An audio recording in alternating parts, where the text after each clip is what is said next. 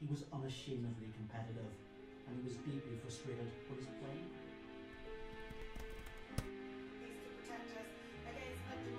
Wait, what? Heard there what Ash was saying, and Sarkar was saying that actually this new grouping is actual. Are you kidding? I was going to say, that's not the first time that's happened. Can you believe this? A cringe wave is sweeping the nation's media. Case after case of melanin-aggravated mistaken identity. From Kobe Bryant to Dawn Butler, broadcasters have been having a difficult time recently when it comes to correctly telling apart people who happen to share the same skin tone. This is what some social psychologists call cross-race effect.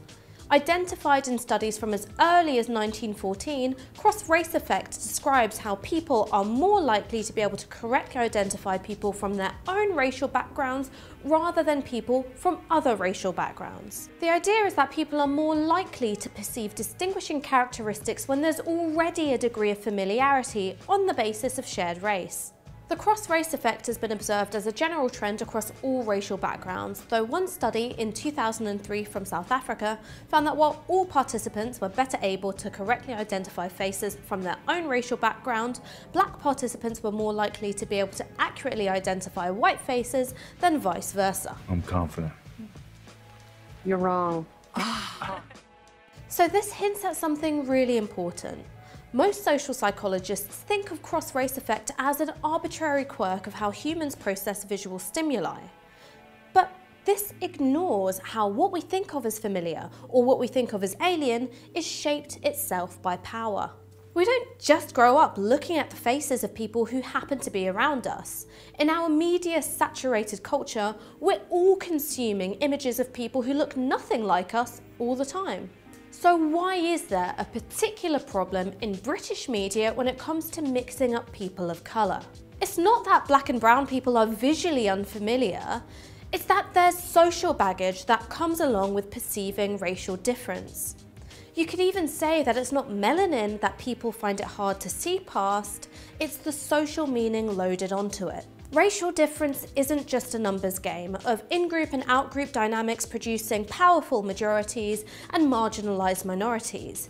If that was the case, colonialism, imperialism and apartheid would never have been able to sustain themselves in the first place. Race is a political tool which makes an artificial hierarchy of the human species seem like it's a product of nature. Difference isn't why we perceive race. Race is why we perceive, and indeed reinforce, difference. That difference can mean people of colour being treated as though they're invisible, in particular when participating in or being assumed to participate in forms of work which are low paid or low status. Or it can mean being treated as hyper-visible. In some contexts, the mere presence of melanin exerts a powerful othering force, and people of colour become subject to intense forms of scrutiny and attention. Hypervisibility can mean being seen as an exotic novelty or a predatory threat. It can mean being demonised or fetishised, just as long as you're never really humanised. So it might not seem like a big deal, but treating people of colour as interchangeable with one another, even when it happens by accident, sends a message that your humanity will never be fully recognised. That's it, we done, Gary? It's Jack, actually. Whatever.